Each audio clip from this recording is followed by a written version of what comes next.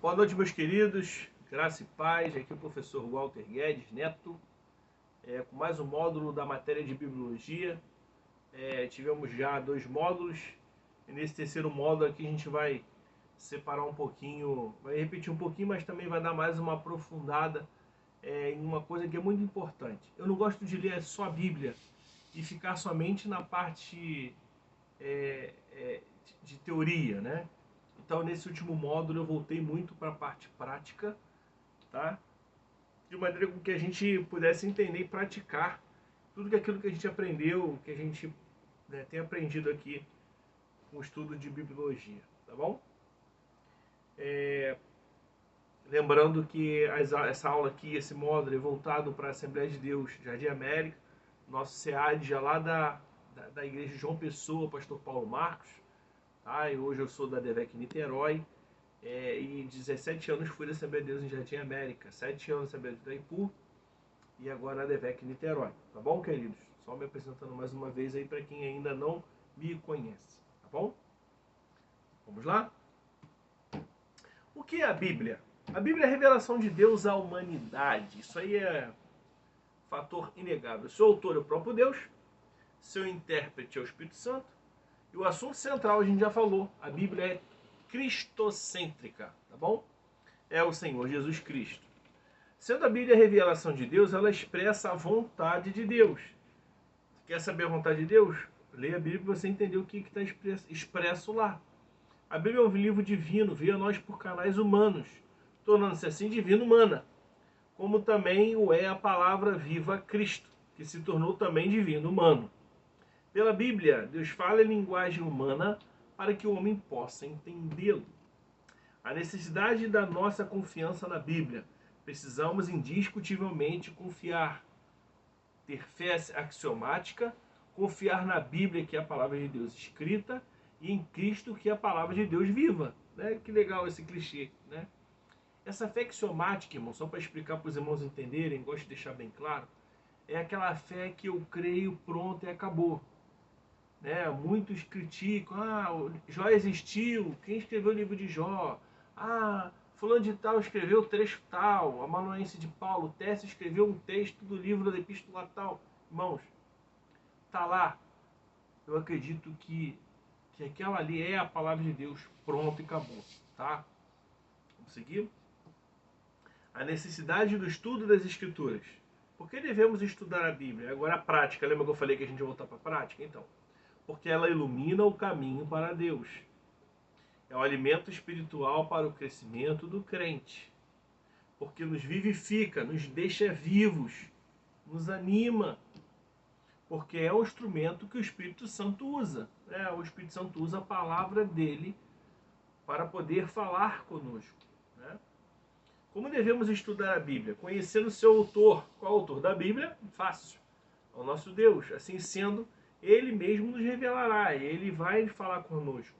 Mas eu preciso fazer o quê? Olha as práticas. Lembra que estamos mais nas práticas?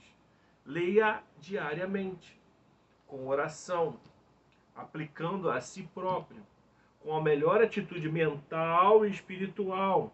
Estudá-la como a palavra de Deus, não como uma obra literária qualquer. É claro, irmãos, vou abrir um parêntese aqui.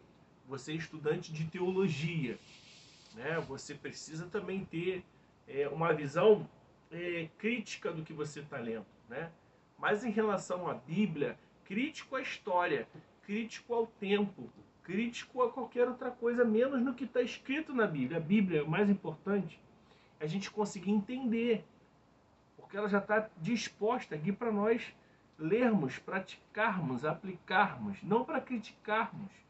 Que isso, irmão Walter, mas isso aí é um valor dogmático, teológico que você está aplicando aí, nos forçando a estudar a Bíblia, não como um livro qualquer. Irmãos, eu entendo que se Deus colocou aqui, e aquele versículo de Timóteo nos explica que toda a palavra, a Escritura é inspirada pelo Senhor, eu não tenho que criticar a palavra. Eu tenho que criticar quem estava, qual ambiente, o que aconteceu, procurar entender, né, de uma maneira melhor. Mas como uma obra literária? Não posso ler como um conto da carochinha. A Bíblia não é um conto da carochinha. são fatos fidedignos, né? São fatos, né?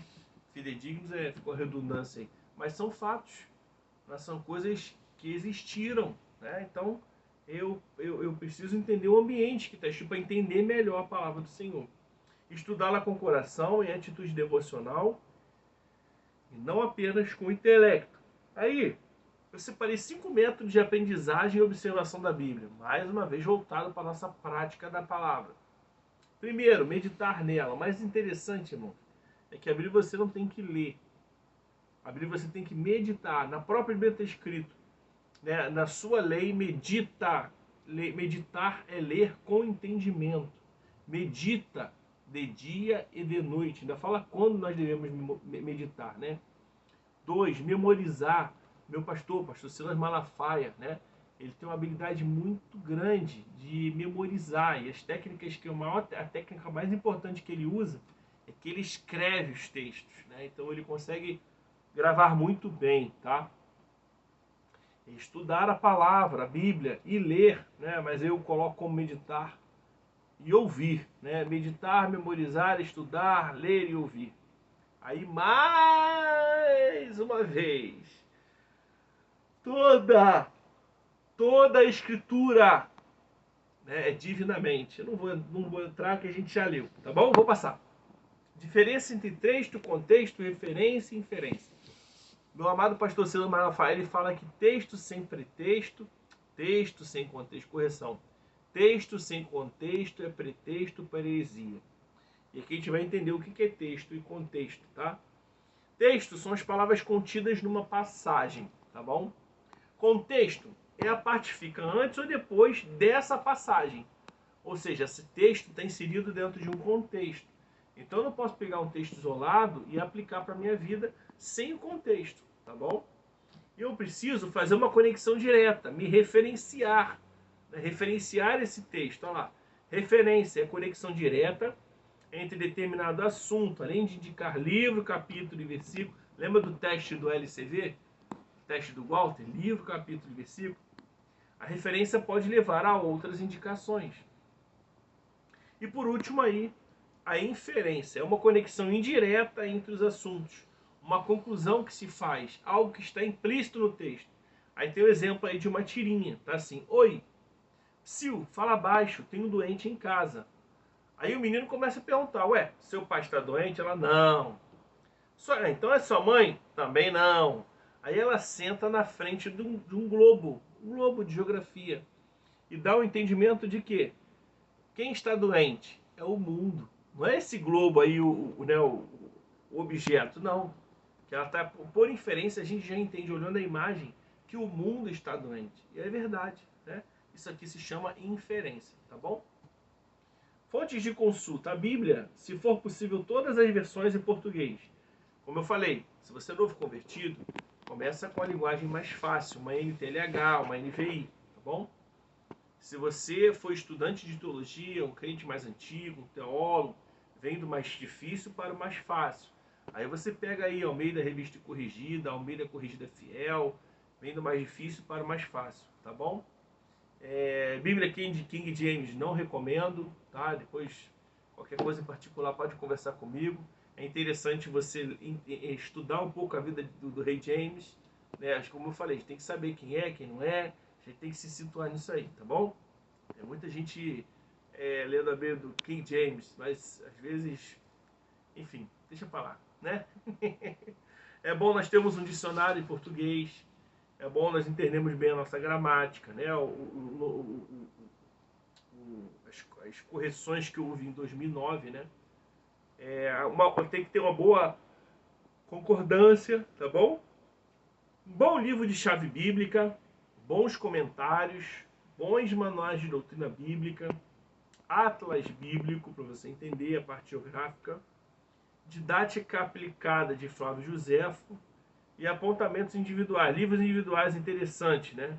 Mas sempre alertando para a fonte. Quem escreveu isso? Qual é a editora? Tá bom? Sempre, irmão. Não vem pegando qualquer coisa, lendo qualquer coisa, de qualquer maneira, para estudar a palavra, tá bom? Estou te dando aqui a parte prática, tá? Qualquer ensinamento, aí Lutero fala, né? Qualquer ensinamento que não se enquadre nas escrituras deve ser rejeitado, mesmo que faça chover milagres todos os dias. Irmãos, não seja enganado por falsos milagres, tá bom? Não seja enganado. Se não se enquadra na palavra, não siga, não viva, não haja, não vai, tá? Não se enquadra na palavra, sai daí. O hino, mas esse hino é bonitinho, irmão Walter, professor Walter, esse hino é tão bonitinho. Tem tantos hinos bonitinhos, irmãos, que parecem como mantras, verdadeiros mantras dentro da nossa igreja. Poxa vida, será que é isso que Deus quer de nós? A gente tem que parar para refletir sobre o que Deus quer de nós. E Deus quer encontrar verdadeiros adoradores, que o adorem em espírito e em verdade. Eu acho que é isso que é importante. Então, mesmo que faça chover milagres todos os dias, mas não se enquadra as escrituras, rejeite, tá bom? A Bíblia como livro, né? O livro dos antigos. Os livros antigos tinham forma de rolos, aí nós já estudamos, né? Papiro e pergaminho, tá? Achei mais um slide aí da pedra, papiro, pergaminho. O papiro eu já passei para vocês os processos. A pele de carneiro também como pergaminho. Aí que foi acrescentado o papel, né? Criado pelos chineses de Ceilong, na cidade de Lenyang, ao norte do Cantão, no ano 105 do nosso período, né? Tá bom? O vocábulo Bíblia vem do grego, né? A língua original do Novo Testamento, é derivado do nome que os gregos davam à folha de papiro preparada para pela escrita, né? Biblos. Um rolo de papiro de tamanho pequeno era chamado de biblion, e vários destes formavam uma Bíblia. Portanto, literalmente a palavra Bíblia quer dizer coleção de livros pequenos, né? De vários biblions, né? Com a invenção do papel, desapareceram os rolos e a palavra Bíblia deu origem a livro. Legal, né? O nome Bíblia passou a ser utilizado a partir do século IV por João Crisóstomo, com o significado de o livro, olha que legal, por causa da sua unidade perfeita, né? A sua junção.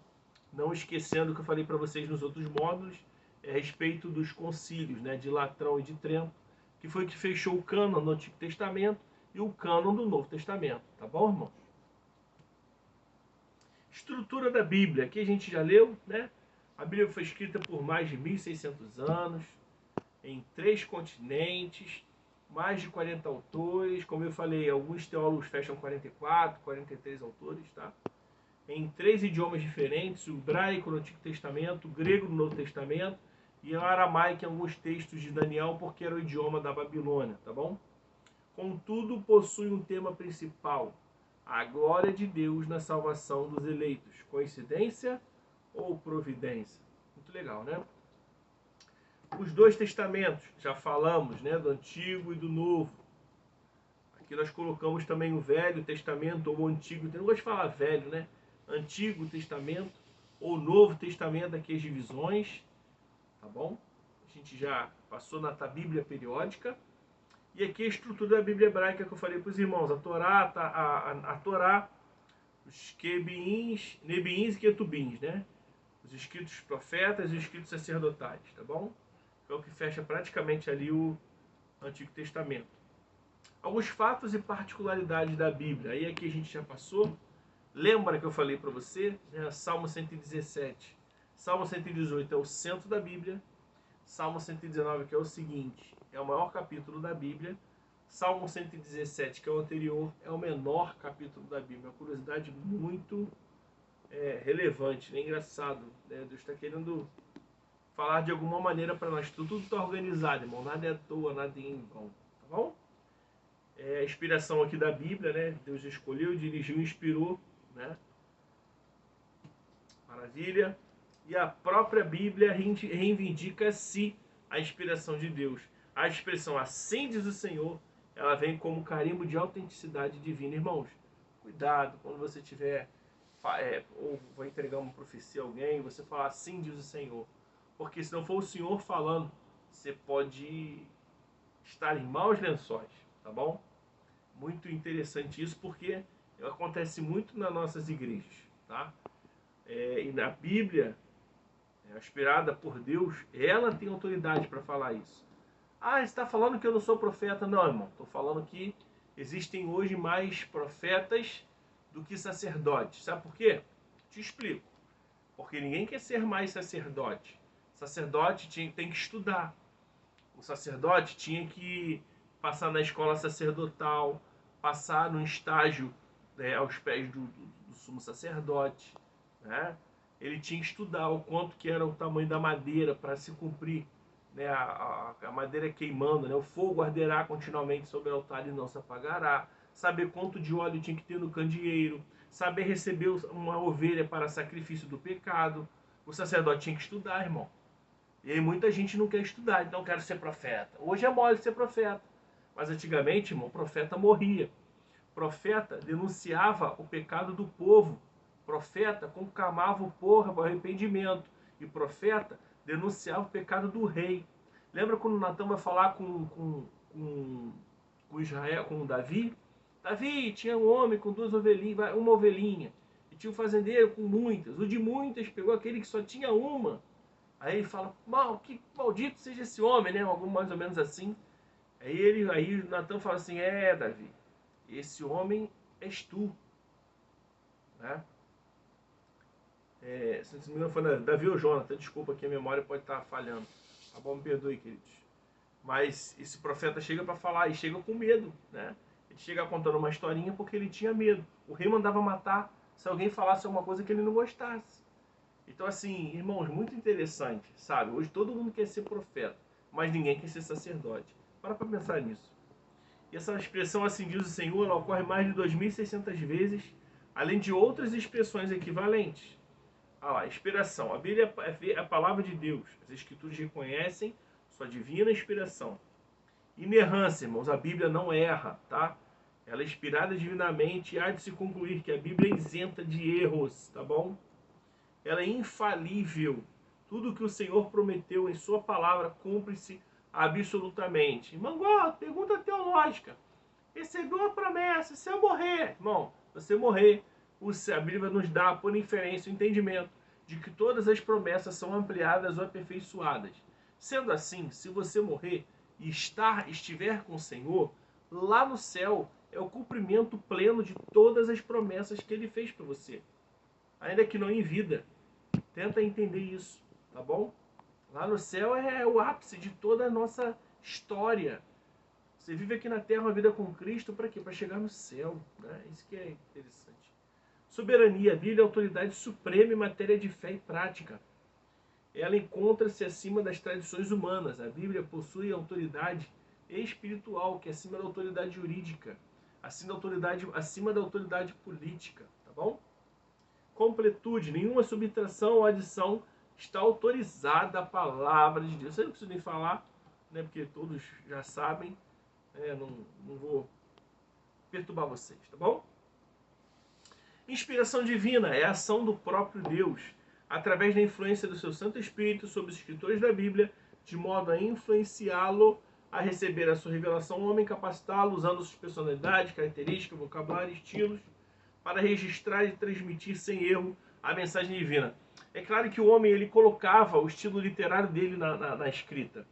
Um exemplo que nós temos é o próprio as epístolas joaninas, né? Segunda e terceira João, você vai ver segunda e terceira João, você vai ver ele usando um vocabulário muito carinhoso, né? Filhinhos, amados, queridos, né? Filhinhos, não pequeis, mas se pecardes, tendes um advogado. Então, assim, esse estilo literário era humano, tá? Mas a mensagem era divina. Beleza, irmão? Fica bem claro isso. Estágios da verdade divina, tá? A verdade de Deus, que vem através da revelação, que vem através da inspiração, da preservação, da tradução, interpretação, e o povo de Deus hoje. Como a verdade chegou até nós, né? A verdade passou por esses processos até chegar a nós hoje. Achei muito interessante isso. Né? Entendendo que esse povo de Deus hoje é como se fosse a Bíblia chegando hoje, né? Tá bom? Revelação é quando Deus anuncia ao homem coisas que ele não sabia e que por si só não teria condições de saber. É só Deus que vai revelar. Se revela é porque é algo que está oculto, né? Então o Senhor revela no momento certo, no tempo certo. Os mistérios não foram revelados aos sábios entendidos, e sim aos pequeninos, humildes, né? Humildade.